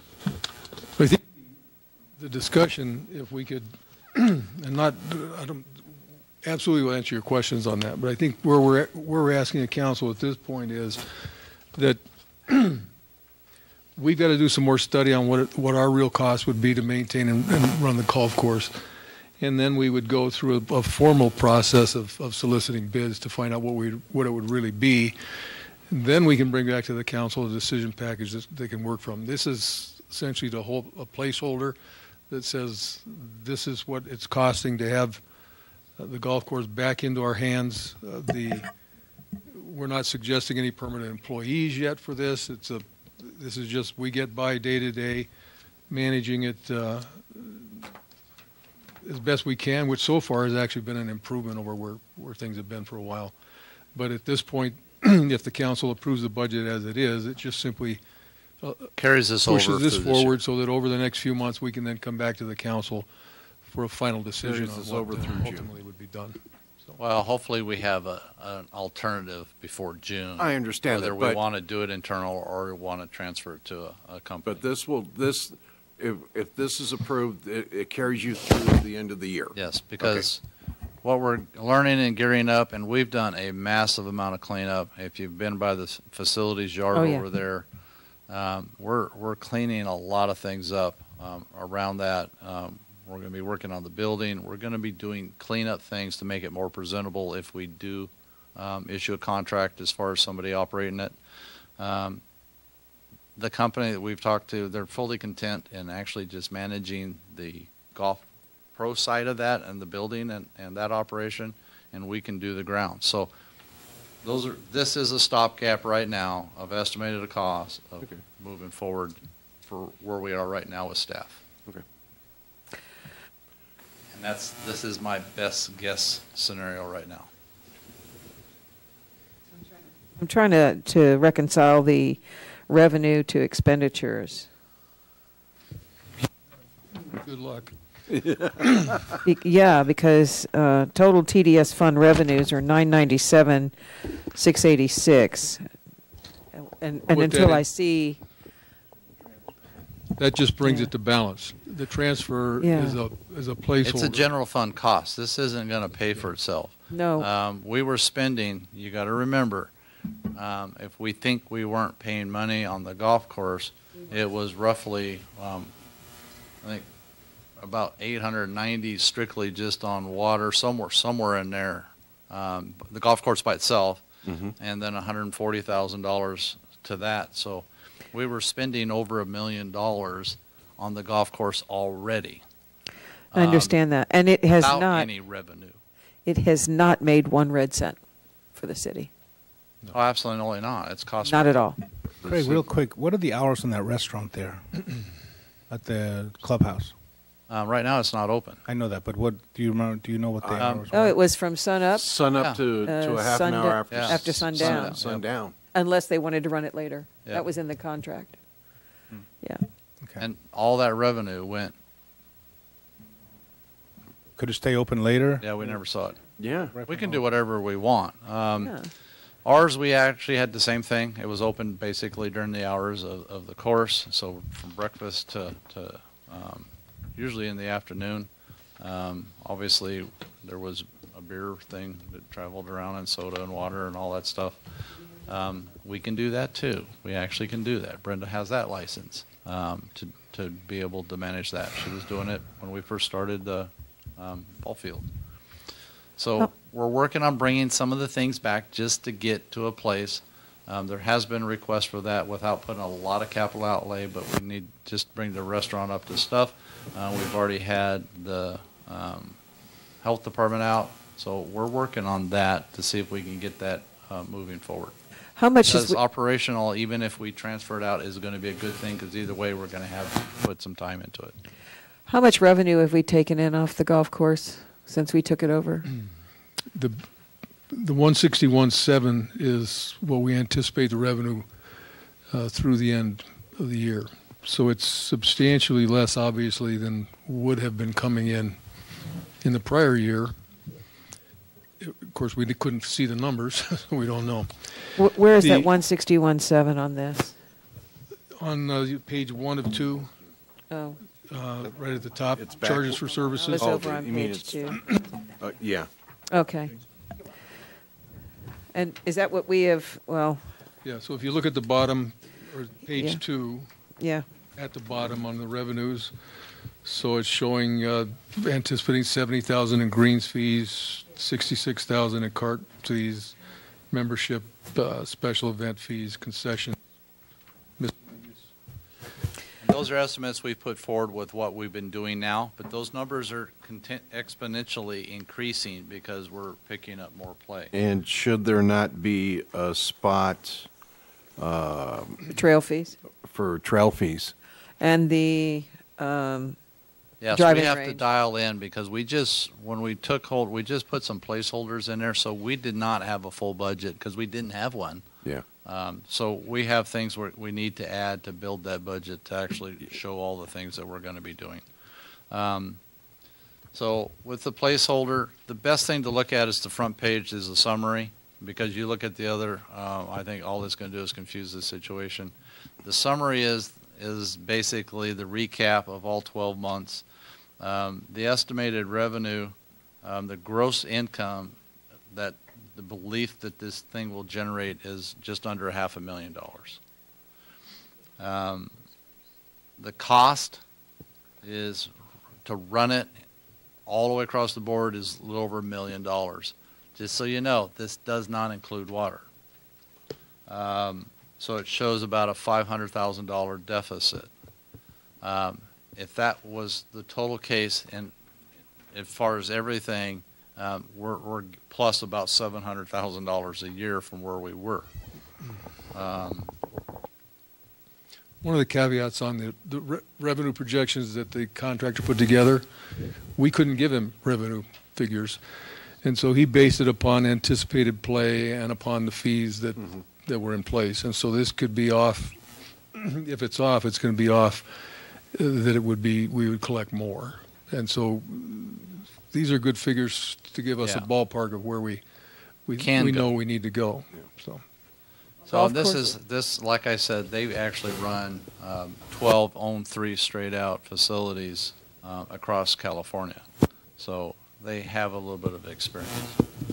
Well, I do know that golf courses across this country, in Florida, Nevada, several places in Nevada, and other places that we visited and my husband's visited, they don't have pros. They have golf course managers now.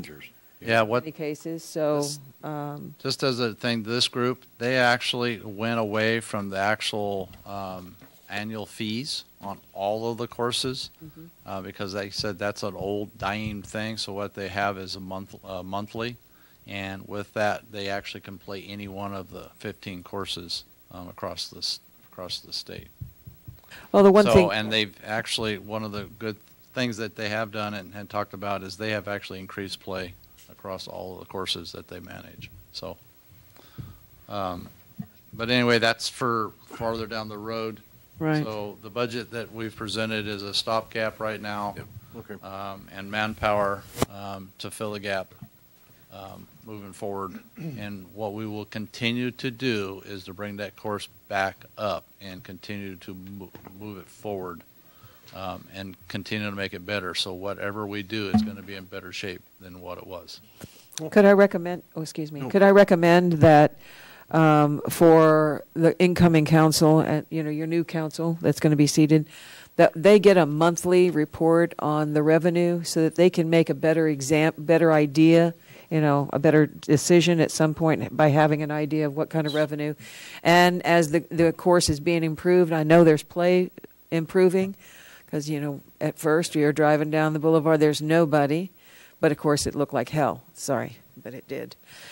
And now it's looking better and I see more people. Yes, Like, and you we're know, getting more a lot of foursomes out there compliments playing, all the and way so- across the board from, was pretty negative, Mhm. and we're making headway on there now that we got guys that are kind of getting in tune to actually being more proficient. We had a massive equipment problem. when Yes, you we- did. because we absolutely inherited everything non-functional. So we've had to spend money putting things back in, changing out the rollers, replacing the bearings, and sharpening all the blades, cleaning things up. It was absolutely atrocious. So most everything is back to functional. Obviously, we still have maintenance issues and things we need to do, but there's a large dollar amount of investment of equipment there because that stuff is not cheap. Some of that is in the $60,000, $70,000 range for some of those mowers. Well, I'll tell you what we. I'm sorry. I tell you what we needed to do is rip off the rose-colored glasses a long time ago.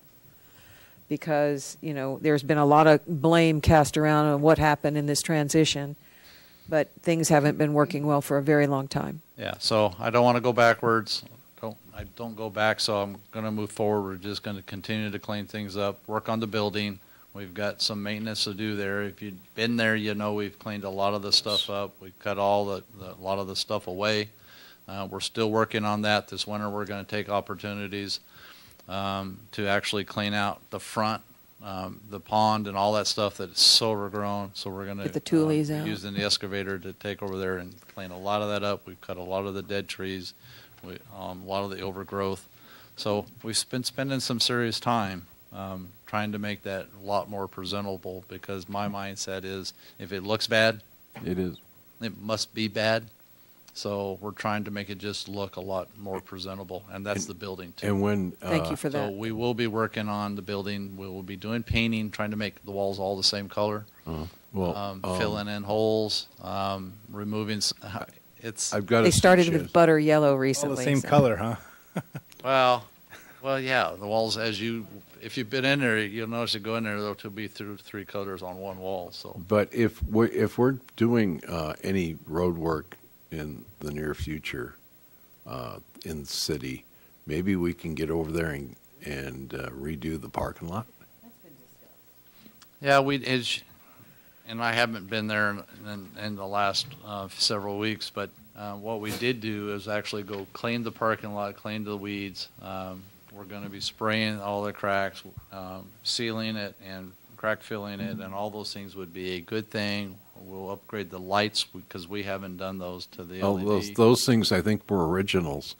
So we can change those. So we will upgrade those things and just make it look. That monument, just to be fun. I never even knew it was there. You could see it. Yeah, I've never because of seen the overgrowth. I've never seen a bush and a oleander that big. It actually engulfed the whole thing. The monument in front of it, yeah. I honestly didn't know it was there. I just saw I've been something there. green peeking out, green concrete peeking It was out, not amazing. necessarily. So if you notice, the lawn's coming back. I mean, it was looking pretty doggone bleak. So we're just doing things to make things look better. Cool. Thank you. So if we approve this, this is basically a stopgap until we bring it back to you. Okay, so we're moving on from that. What kind of well, we'll make the decision later. Yeah. On the what we 6th. do. I'm just telling you, there's some sticker shock here I'm having a hard time with. But Well, you got to I get remember it. what I we've get it. been spending, which I know. was kind of camouflaged in the reality of things because of how they were being paid for through the general fund. So this is less than what we were doing, and the hope is it's going to be less than this. We do have cleanup to do. yeah, and y'all are doing a great job. So $1 million less the revenue, but I mean projected we're sitting at $1 million. That's better than the original 5 or 7 million or whatever somebody said we were spending before. So, I mean, it was way out there. Well, You it's guys might know Well, what it was originally. I know there was $3,527,000 that were spent, and the city never saw a dime in return. Yeah. Because we've been spending that without any revenue. So at least at some point, right now, at least we have an opportunity to actually see revenue. Yeah. Plus, it'll give us some history, so we'll have something to work with. Yeah. And a community without a golf course, especially where we're at, I mean, it's almost a necessary expense. But I will tell you, it's an asset. Like airports are assets. Yeah. There's a lot of things that happen on a golf course. A lot of business that happens on a golf course. So there are still a lot of good things that happen around a golf course. Just like an airport, there's a lot of things you just don't see and realize, of things that travel through in and out of or airport, excuse me, that you just don't realize. The feds have done a national study on all municipal airports of the revenues that you never see, and there's numbers, and they're staggering. You don't realize the revenues that actually community-wise are generated, not in the airport, but what it supports as far as the community of people who fly in and out and use it. Yeah, appreciate that. Yeah, I haven't played, by the way, in 6 years on this course, but I have family that do, so. Okay. So we're to water capital. Okay. Same thing, kind of already gone over the projects. We've updated the cost to estimates of real costs. What we still have to do, and I'll tell you we're still going to do that, is, as you all know, the projects were all shifted because of the water standby. That water standby was all being charged out through the water operations. It shouldn't have been unless it was a pass-through back to capital, because it's restricted funds by council for capital replacement only. So those adjustments were made and shifted back, but it didn't account for all the projects that were approved that we have done. So I still will be bringing back, working through finance to put those numbers back in there, because there is not $7 million in capital by itself. Some of that money actually will go back to the -5 that's in the water fund. And last number I'm thinking is -5. I'm not sure what it is, but somewhere in there. And yes, when they shifted it, it's plus. Overall, it's plus. But the water maintenance fund is a negative number because all of it was shifted back to capital. So what I will bring back through council and finance is the capital projects that were not tracked through finance, and we will bring those back to shift some of that revenue back to where it's supposed to be in the water fund itself.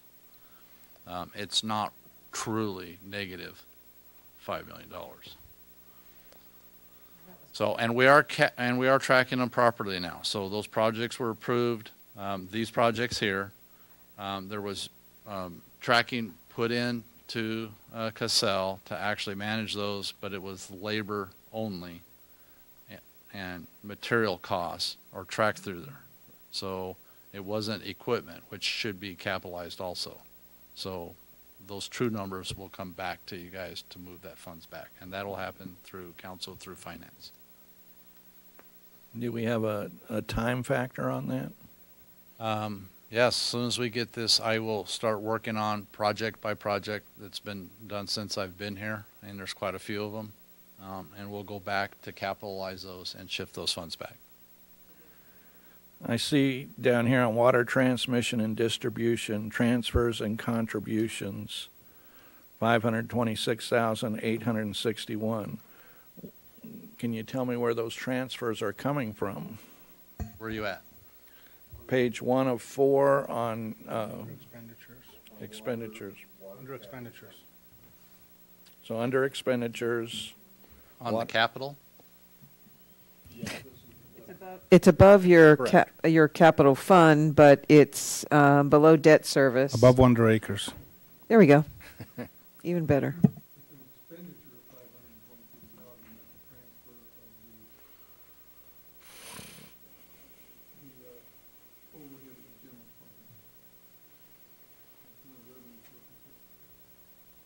So it is an expenditure, but we're transferring it out of the fund. Okay.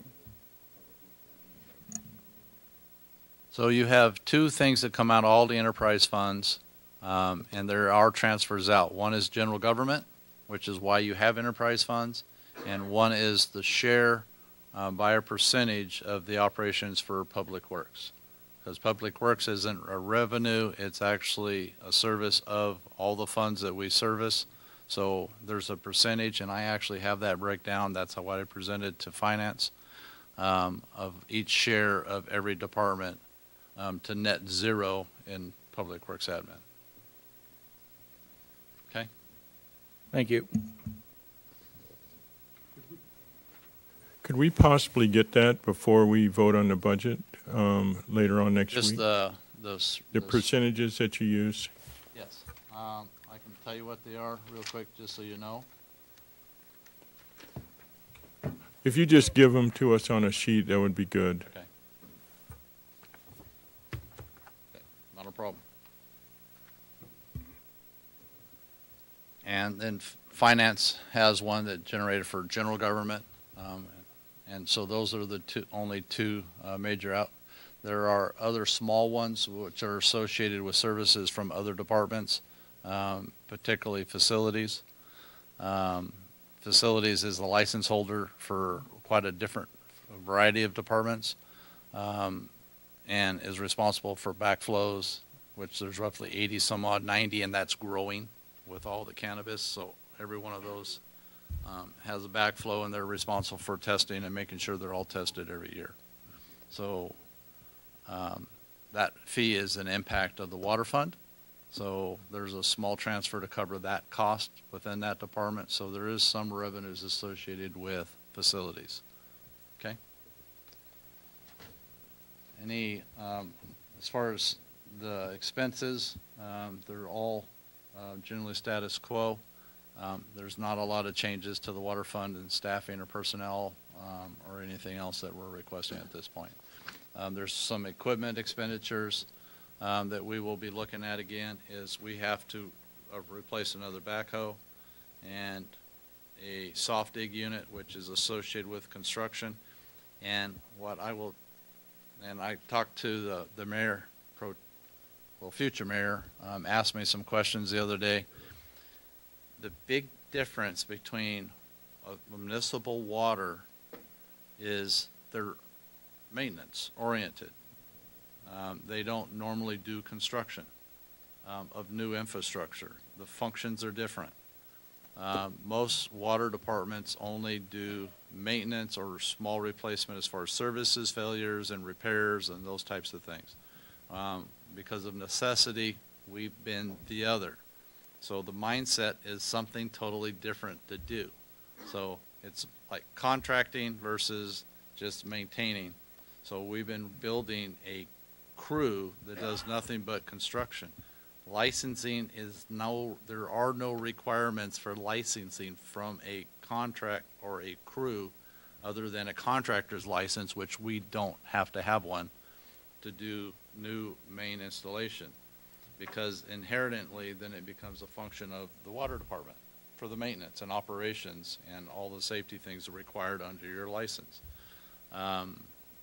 So that mindset is a totally different, and why we try to keep that crew intact and not jumping all over the place, because since we started the transmission line, that is a new construction oriented crew, and we're trying to keep that group together. And there's equipment that's associated that normally you wouldn't do, that's modern equipment. Imagine that actually you do things a little differently than you do in a maintenance forum. A soft dig, which we have one rented right now, which cuts your location of utilities, and we should be doing that and should have been doing that all along, because you can locate a utility in about 10% of the time that it takes to do it by hand when you're actually hard excavating. So I don't know if you guys all know what a soft dig unit is. I do not. A vac trailer or truck. It uses a water storage tank. It uses basically a high pressure water wand. Yeah, I do. That actually I do actually know what that dig a is. utility in a 12-inch little hole in a matter of minutes versus hours. So it is a massively efficient tool that has really been around since the 90s when directional drilling got really popular. And those are things that I'm going to be requesting that we slowly morph to, is doing a lot of boring at some point for services, because we have massive amount of right-of-ways, as you guys all know. And anytime you don't have to cut a street is a significant cost savings. So those are all things we'll be moving to as we continue to do some replacements. I'm not going to ever say we're going to replace the whole city, because we will contract it's going to take a massive very projects and a lot of money. It's going to take a very, very, very long time. There and is a lot of roughly money to get us 80 back to where we need when to we be. went and with the water rates that we've been working on study, we had to quantify the capital, which is basically all the infrastructure. And so, you know, most of it has really been depreciated out because most of it goes back to the 1960s, 70s. There's roughly about $80 million in inventory. And one of the discussions I had with the auditors was, it's been really depreciated off. Well, so there's no cost. Well, that doesn't replace your replacement costs. They still exist. So those replacement costs are real dollars. And they're a lot more today than they were 40 years ago. So those replacement costs are still there. We saw that. I mean, you saw with the project we did for Phase 1 boosters. Those boosters have been there since the city was turned on. They've never been pulled. They looked like they came out of the ocean on the inside. So that thing is really functioning well. So those are good improvements that makes everything a lot more efficient than it did 40 years ago. So no major changes to the water fund. We've updated the cost to the capital replacement for these projects. And the equipment is limited to, and we'll do the lease again like we did the other, because they work very efficiently over a 3-year. So a backhoe is one of the things we're looking at, because we've got to keep that. I can't keep the hose running. And we're starting to acquire some pretty significant repair costs. And the soft vac unit are the two major pieces of equipment we'll be looking at right now. Anyone have any questions? You guys have any questions, comments? Okay, then we're going to move to sewer capital fund. So same thing with the sewer. There's capital projects within the sewer department. They haven't changed. The prison is doing an analysis that will come back when they do their project, and hopefully we have some really important things in place before the prison goes and pulls the trigger on doing anything, which are going to be the for the life of me now, I can't think of what I'm What are we talking about? Core Civic? yeah. The other facility? Well, yeah, and impact fees. Impact fees, yeah. So hopefully we'll have the impact fees in place, because by golly, the residents shouldn't be paying for those improvements. They did the last time, and they shouldn't this time. So I realize it's an asset, and I think everybody in those. We all know what the road looks like going out there. The sewer line we didn't get charged for is something they brought back, and I said that's great, because nobody else is tied into it but you. So it doesn't serve anybody but out there but them. So no major changes as far as the sewer department. It's slowly growing because we're adding connections. A lot of the cannabis are going to be doing that. We're really having to quantify how many connections we have. Commercial, residential. It's less than half of what we serve. And everything we do to grow utility is a good thing, because it helps distribute the cost, because the infrastructure is here. So the grinder systems, we're continuing to expand. We're learning things as we move forward. Some precautions we need to take, especially on dead-end systems, because when the pumps come on, it pumps a lot of sewage in a short period of time. that normally you would see flow all the time. No, wait a minute. I have a really bad picture in my head because you know all our geysers that we've had from the water system? Is that a possibility? Because I'm really worried about. I'm on sewer. I don't want to be. You're not at the end of the line like No, I am. well, all right then. So Seriously, I know that sounds terrible. these are but small diameter lines at this Okay. point. The largest line we have is 2-inch. The larger systems, if we expand it, will be no more than probably 4-inch. It couldn't like blevy out or anything. Well, Get a like lot of just so you gases. know, sewer blevies out.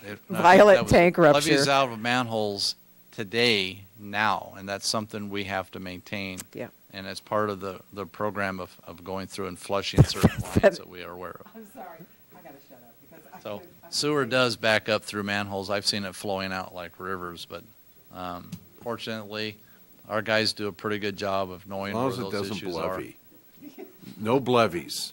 Yeah, and so we have about 6-8 systems now online, and that's growing because of cannabis and the fact that we're expanding the ones that we've been tailing We into could on run some of with the new that for hours. construction. So that's revenue generation, Sure. and it's a good thing. Well, just to be clear, it can't blevy because it wouldn't boil. Liquid evaporative gas explosion, right? Am I close? Blevy? Expanding vapor explosion. There we go. Well, I guess there could be never mind. No. Let's not go there. So anyone have any questions on the sewer, please? Just don't want to throw an M80 down the man. No. No. Sewer is See one what- of those things that you go anywhere around. I mean, sewer gets deep. You go over to that side, you're looking at 20 to 30 feet deep. So that's why I never did like sewer, because it's all deep construction. Lots of shoring, very expensive, very time consuming. So the On it. directional systems that we're doing glad I'm on it. or the the systems we're doing aren't gravity flow, so they don't care whether it's going uphill, downhill. It doesn't matter. So anyway, there's no major changes within the sewer department. The capital expenses or projects are still labeled. We're going to have some. There are some things coming down the line, I'll just tell you straight up front, of issues we're going to have to do at the sewer plant. When I say Greg has done a really good job, I'm not kidding about keeping that plant functional. There are improvements, and one of the ones we're working on, which we have to do, is we're going to have to add onto the building. So I'll be working with either our new engineer or Joe or a combination thereof to do a small addition onto the west end of the building to add the controls, because when they built the plant for the headworks, they put the controls right above the headworks. If you've ever been around a plant and the corrosion and the things that come up, putting electronics and electrical controls above that was a really, really bad idea. So it literally has ate the cabinets away, and some of those controls should have never been there. And to alleviate some of it, they moved the drives, the VFDs, inside of their building. They shouldn't be there. So one of the projects that I'm going to be bringing to you, we've had some estimates already, is to add on to the end of the building and move all the controls along with the SCADA stuff that we're working on now to that part of the building and put a control room there. So there's going to be some expenses, and we've been dealing with some of the controls on some of the other processes of upgrading those. But we've got to keep moving forward with getting some automation into that and getting some of the safety stuff. Having a single head works for a sewer plant that everything comes in gravity below grade, so everything is pumped up, so it doesn't gravity flow into that plant. Everything runs through pumps to lift, and there's one facility. There should have been redundancy in 2 of those installed, so you can actually take it offline, because the sewer doesn't stop flowing ever. You can't shut it off unless you turn everybody off in town. And the prison, let me tell you, there's a lot of flow coming from the prison. Yeah.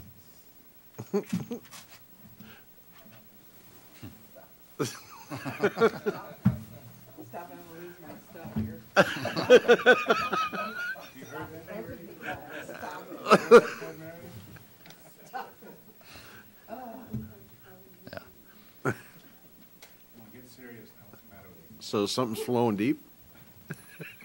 Well, we get a lot less stuff. We keep waiting for a body to come through the pipeline because inmates do some strange things. And they flush blankets and mattresses and everything. If it can go down a hole, let me tell you, they shove it down there. The grinder was a massive, should never be able to build a facility of that magnitude without having grinders and filter systems on their side, because what they used to flush is horrible. So that grinder that went in, that we pushed them to put in, was a huge deal. Okay, so any other major questions on sewer? And they were going to the airport fund.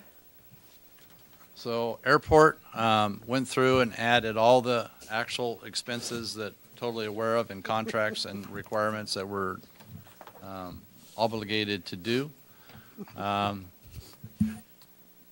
Remove the capital as revenue as far as when it's designated for a project. So other than that, I haven't changed anything as far as operational, just put the expenses in there where they actually go. The fuel is all cost recovery because we sell it for more than we pay for it. I can tell you something we just got hit with, which I mentioned earlier, is we're going to have to do some improvements to bring things up to code because we got a multi-page violation. I'll just tell you. I think there's 11 things on there. If they want to get really nasty, that has, I believe, a $5,000 or $10,000 or whatever dollar day per occurrence that they could levy against us for every day out of compliance. So, fortunately, normally they don't do that, but that's always the threat. So usually agencies don't fine agencies, but in other words, we need to take care of it. So that has 90 days, so we're working on a fuel provider that actually has a maintenance that actually knows the things that we need to fix. So those things will have to be done. Looking at the airport stuff and the capital funds and the air ops, should we not have something there for legal then, just a CYA in case, since we're out of compliance? Wait, is that part of the list of out of compliances? It's airport. It's No. Well, we have 90 days to do it. My plan is that we don't get fined, that we actually come within compliance within the 90 days. You got to remember, we can always come back and revisit these budgets at any time. So right now, no, I figured on we'll get in compliance. The expense we're going to have is what we'll get an estimate as far as making the repairs. Yeah, we should have something in there because we continue to try and bring people into compliance on the leases, and sometimes we have to go through an eviction process. And so far, there actually should have been some already charged because this last year, maybe since July, but there's none charged even in the prior year. So there needs to be something in there. I'd put. What do you recommend? I'd put 5,000 in 631. Yeah. All right, looking for a motion to add 5,000 to the airport 5310. Your roll call us, please. Councilmember McGuire? Yes. Paris? Yes. Stump? Yes. Mayor Pro Tem Gomez? Yes. Mayor Wood? Yes. Motion carried. Thank you, ma'am.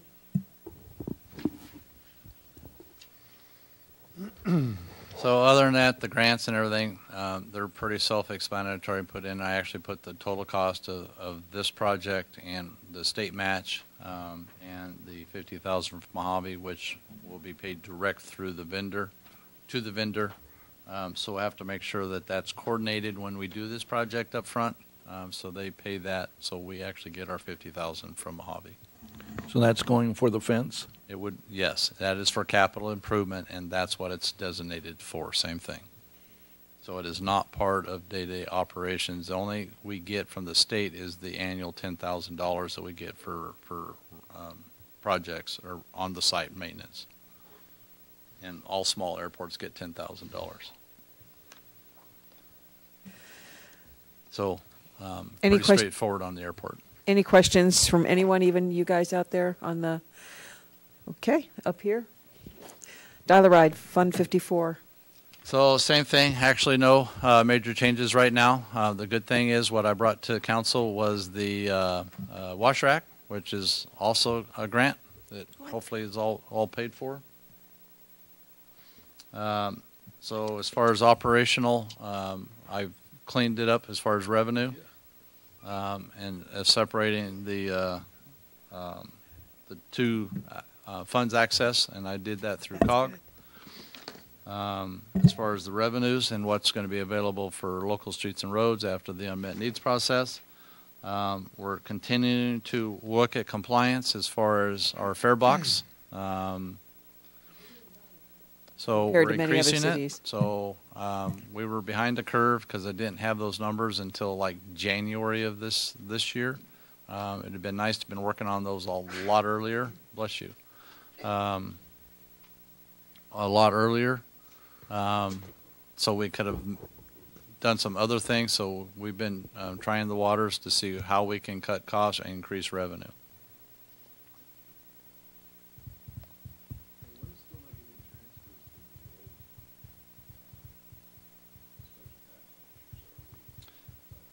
There's little bits of monies that come in. It's not a whole lot anymore. From the ridge, but there are still, especially as properties get sold or moved, you'll get these few $1,000s over all of them.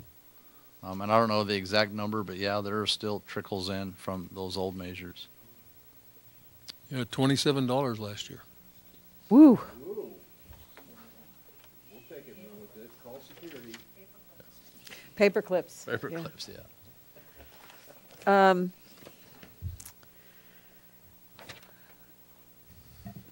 So the wash rack, that's going to be for a Dial-A-Ride. That would be in another area. It's for transit. That was that, and I can't think of the program off the top of my head where that came out of the woodwork. It was, I don't know that it was common. We missed it, and then all of a sudden he says, hey, come up with a project. It was roughly 180 or 220,000, something like that.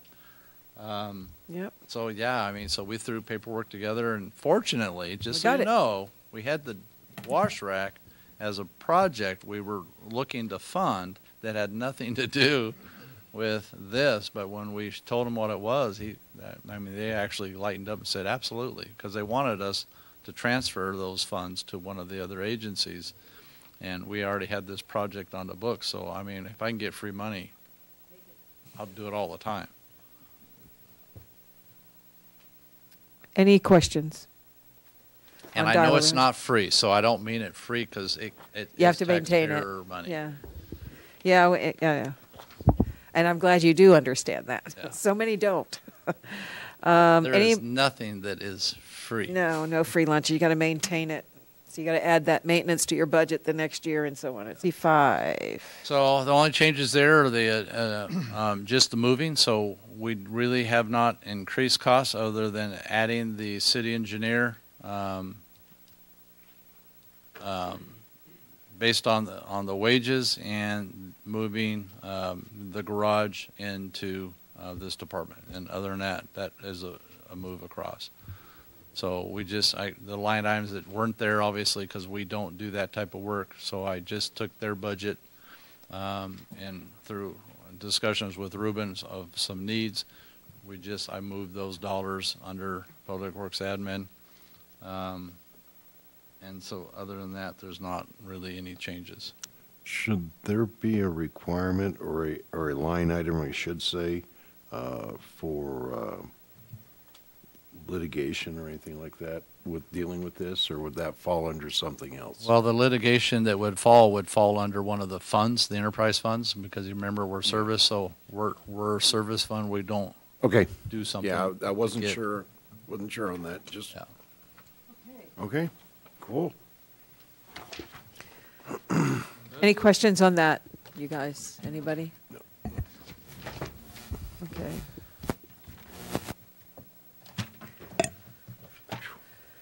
So we'll give these back to you guys. We'll collect these up and Yeah. give them back to them. Yeah, because that's not really, thank you, sir. You want to pass them down? No, you weren't. I'll hand them to Denise. Okay, perfect, thank you. Thank you for the dance. And I will tell you, of having a golf course, to actually have somebody interested in taking a golf course is a big deal. And then to break it down like they did is even a bigger deal. I have never seen a company break that down to that fine detail. Well, no doubt it's an asset to our community, and I've got to say your budget, much like the Parks and Recs budget, you've kept a lot of your expenses within control during the time that you've been here, that I've been here, and you've done some remarkable things with the resources that you had by taking the pressures down on the system. We weren't having multiple geysers. I mean, serious life-threatening situations occurring multiple times a week, and we all remember those. So thank you for that, and thank you for what your personnel have been able to do. Because, I've gone on geysers that have cut through buildings, and your folks have been there, and everybody comes out. The whole cavalry comes out to I know we used to get a lot of business in landscape repairs. Yeah. As a result. Yeah, but no, but Literally it's wash some obviously it's an houses out the unsafe back door. situation. yeah, so going through the last budget with you. So you're killing jobs is Window, what you're front doing. door No. open and the Craig, windows out. you're killing jobs, you know that. You know, I know the guys were pretty happy originally, but now if we get something on a weekend or night now, they've gotten lazy. So on the staff. because we don't, yeah. Before they were working 7 days a week. Literally all hours of the night. Do you have Francisco over there in charge of the golf course maintenance? What's that? Francisco, do you have him in charge of the golf course maintenance? Francisco is monitoring things because he was tied to it originally. Art, like I said, because he's also worked there, is working as far as the irrigation and the controls, and with some of the guys too. So we're doing it very much shared because Francisco's got his hands full already. So Yeah. does everybody else. So we've been kind of just splitting duties up and finally got a kind of a lead guy in there, which is what has really made the difference. Well, he's a talented guy, so he's Yeah. But you can't be everywhere at the No, same time, you're right. as you well know. No, and I also remember just a few short years ago, right before you got here, literally they were taking care of 3 geysers on a Saturday. 3 Well, serious. We had a council One meeting day. here one night, and It's terrible. it was a Tuesday night, and we had made a comment about, and I'm not going to say it because I'm not going to curse us tonight, but we ended up with 5 that night. Yep, there was literally, it was dark, and there was literally roads that had 2 feet of water on there gushing up. You couldn't tell where the break was. Mayor, council, do you see any reason to meet before next Thursday night for adoption? I don't. Oh, no, sir, unless you have You have anything. nothing for it. We'll make the minor changes that were brought up in here and present them next Thursday night. Okay. Right, We'll- and you'll we'll give get us a them summary of before those Thursday, but changes. We won't meet until Thursday. Yeah. Okay, so we understand. We're going to go ahead and close out this meeting, and you're going to renotice it. Okay. Well, it's been a real pleasure going through this. This is not like any other budget we've gone to, but we've never been at this place before where we had to. Hopefully we don't come back. No, not anything like that. So we'll talk more about that later. So, thank you very much. I'll make a motion that we leave. Well, we're going to, adjourn. And thank you, council. Yeah, thank you very much. All in favor? Aye. Aye. Opposed? So carried. Good night. We'll see you next meeting.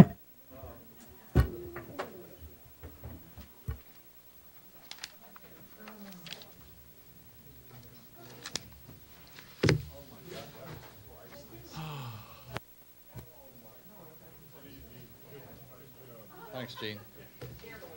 Hey, Gene, so I